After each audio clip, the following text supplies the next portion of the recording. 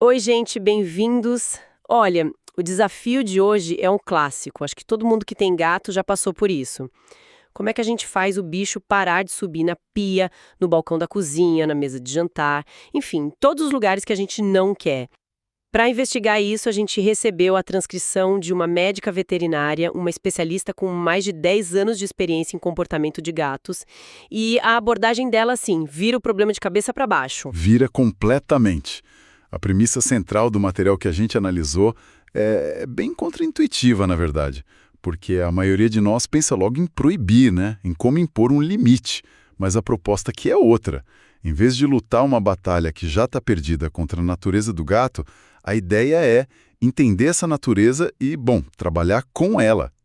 Hoje a gente vai explorar essa mudança de mentalidade, sair da proibição e ir para o redirecionamento inteligente. Ok, vamos analisar isso. O ponto de partida que a fonte estabelece é fundamental. E eu acho que muita gente não para pensar nisso. Gatos são, na essência, criaturas arborícolas. A palavra é essa mesmo. Exato. O instinto deles não é só caçar no chão, mas é de escalar, de buscar o ponto mais alto. Perfeito. É um instinto de sobrevivência. Na natureza, estar no alto significa segurança.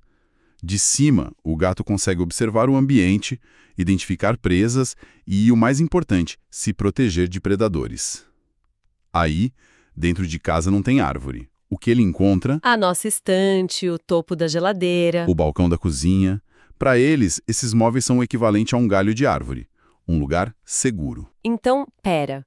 Quando a gente briga porque o gato subiu na mesa, na cabeça dele, a gente está basicamente brigando porque ele buscou segurança. É isso? Quero que é exatamente essa a dissonância. A veterinária na transcrição é muito clara sobre isso. Para o gato não existe o conceito de lugar proibido. O que existe é lugar alto e vantajoso e lugar baixo e vulnerável. Tentar eliminar esse comportamento é como tentar convencer ele a não se lamber. É pedir o impossível. E isso gera uma frustração enorme no bicho. E é por isso que a fonte reenquadra a pergunta, né? Em vez de como eu impeço ele de subir, a pergunta certa seria: onde eu prefiro que ele suba? Parece uma mudança pequena, mas muda tudo. Muda completamente a dinâmica da relação. Deixa de ser um conflito, sabe? Passa a ser uma negociação. Você para de ver o gato como desobediente ou teimoso e começa a ver como um animal, bom, expressando uma necessidade biológica dele. A fonte argumenta que, a partir do momento que o tutor entende isso, a solução para o problema fica muito mais lógica e menos estressante para os dois. E antes de chegar na solução, ela dedica uma parte bem grande do material para falar do que não fazer. E ela usa uns termos bem fortes, né, como maldade e até maus tratos, para descrever os métodos que muita gente usa. Sim, esse é um ponto crucial. Borrifador de água, sabe? Fazer barulho alto para assustar, empurrar o gato. Todas essas são técnicas aversivas. O que a fonte explica é que o gato ele não tem a capacidade de associar a punição com o ato específico de estar na mesa. Ah, entendi. A associação que ele faz é: quando essa pessoa está por perto e eu estou neste lugar, coisas ruins acontecem. Ou seja, ele não aprende que subir na mesa é errado. Ele aprende que meu dono é imprevisível e me assusta. Exatamente. Você não ensina o comportamento que você quer. Você só... Destrói a confiança. Isso. Você destrói a confiança. O gato pode até parar de subir na sua frente, por medo, mas vai continuar subindo quando você não estiver olhando. E o pior, você está criando um animal ansioso, medroso. A relação vira uma relação de medo. É por isso que a especialista é tão enfática. Punição não educa, só traumatiza. É fascinante pensar nesse esforço, sabe? De tentar compreender uma inteligência, uma forma de ver o mundo que é totalmente diferente da nossa. Exige uma certa sensibilidade, uma capacidade de observação e, curiosamente, eu li em alguns estudos que o perfil de quem se conecta bem com gatos muitas vezes coincide com traços como criatividade, inteligência e um forte envolvimento com a leitura. É um perfil que, se a gente parar para pensar, combina muito com a disciplina e o foco que a gente precisa para encarar grandes desafios de estudo. Faz todo sentido. É uma mente que gosta de decifrar padrões, de entender sistemas complexos. Seja o comportamento de um animal ou, sei lá, a matéria para uma prova importante. Exato.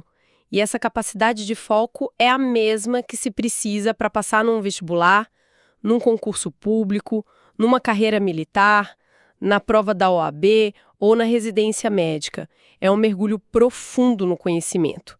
E para quem é estudante e busca essa preparação de alto nível, fica a dica. Entra agora em medcoub.com.br, baixa o app e aproveita o maior banco de questões do Brasil. Lá tem provas anteriores de todas as instituições, questões comentadas por especialistas, resumos práticos, aulas completas e flashcards prontos para revisar em qualquer lugar. E falando em preparação e em usar inteligência, a fonte que a gente está analisando tem uma frase ótima. Ela diz que, para resolver a questão do gato que sobe em tudo, nós precisamos ser mais espertos que o gato. Então, saindo da teoria e indo para a prática, como a gente faz isso sem usar punição? A estratégia que ela propõe é um processo bem claro, de 2 etapas. A primeira é a investigação. É quase um trabalho de detetive mesmo. Você precisa entender qual é a motivação do gato para subir naquele lugar específico. Nunca é aleatório. Sempre tem um motivo por trás. E o primeiro motivo que ela aponta é o mais óbvio de todos, né? Comida. O gato que sobe na pia ou no balcão da cozinha. Sim. E nesse caso, a responsabilidade é 100% do tutor. A fonte é categórica nisso. Se o gato é o que ela chama de ladrão de comida, a solução é simples. Não deixar comida exposta. Nem um prato sujo na pia, nem migalhas no balcão, nem a panela esfriando no fogão. Para a lógica do gato, comida disponível é comida para ser comida. Não existe o conceito de isso é para depois. Ela chega a dizer que brigar com o gato por comer algo que foi deixado ali é uma forma de tortura psicológica, porque ele só está seguindo o instinto mais básico de todos. Certo, essa parte é direta. Mas e se não for comida? O meu gato, por exemplo, sobe na estante da sala, e lá não tem comida nenhuma. Ótimo exemplo. Aí a investigação continua. Por que a estante? A fonte sugere algumas hipóteses. Pode ser um ponto de observação. Daquela estante, ele consegue ver o movimento da casa, a família no sofá, a porta de entrada. Gatos adoram ter controle visual do território deles. No meu caso, sim. A estante fica de frente para o sofá e tem uma visão privilegiada da sala inteira. Então, pronto. Essa é uma motivação muito forte. Outra possibilidade que a fonte menciona é a estante ser um caminho. Às vezes, o móvel proibido não é o destino final, mas só um degrau para um lugar ainda mais interessante.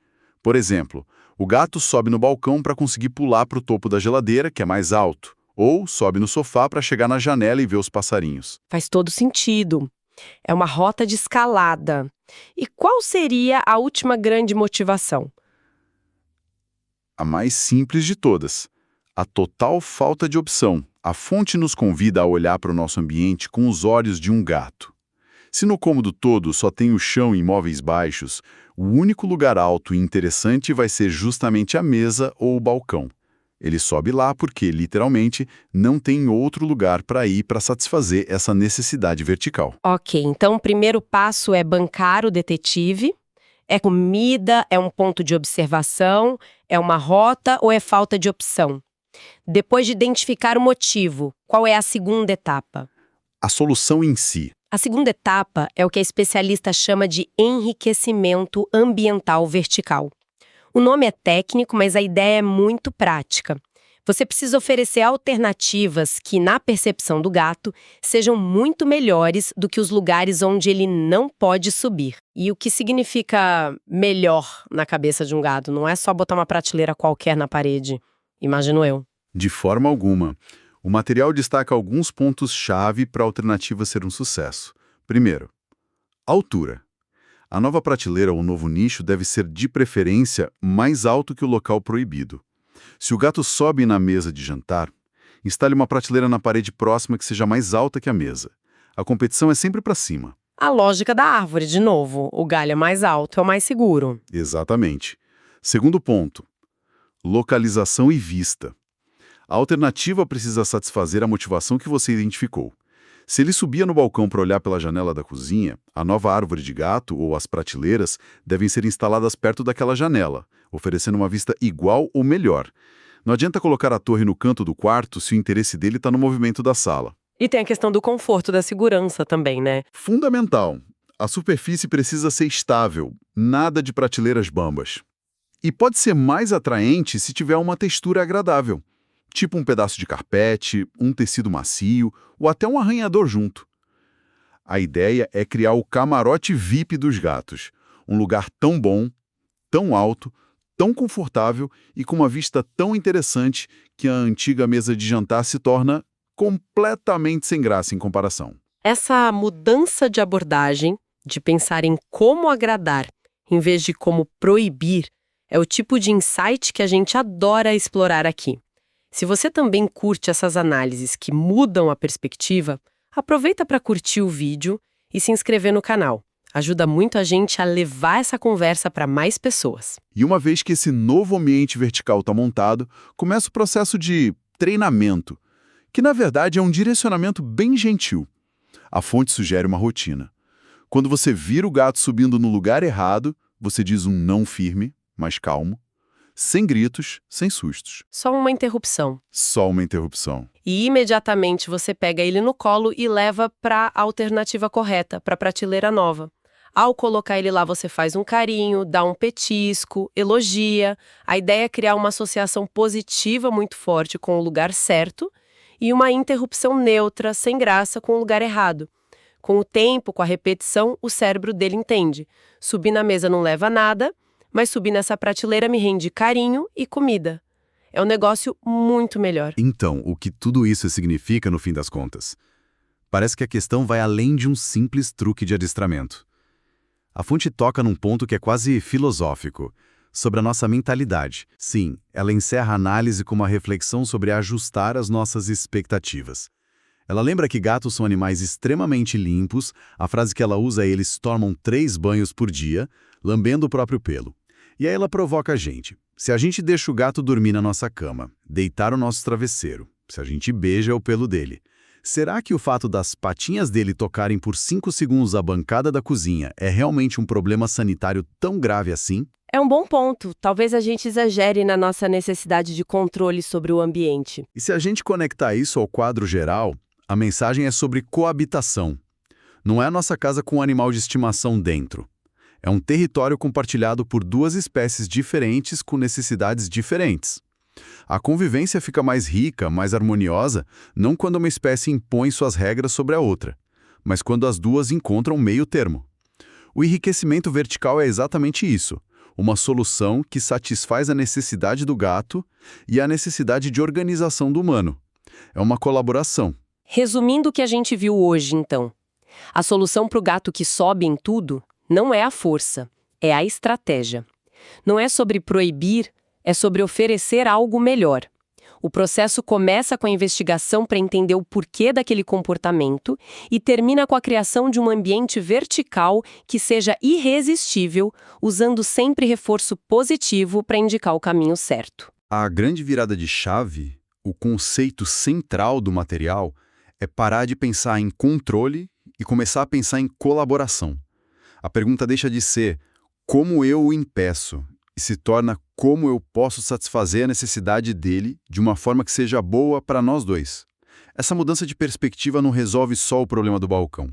Ela fortalece a relação de confiança e afeto com o animal. Sabe, o material todo foca nesse redirecionamento do instinto de escalar para locais que nós, humanos, aprovamos e projetamos.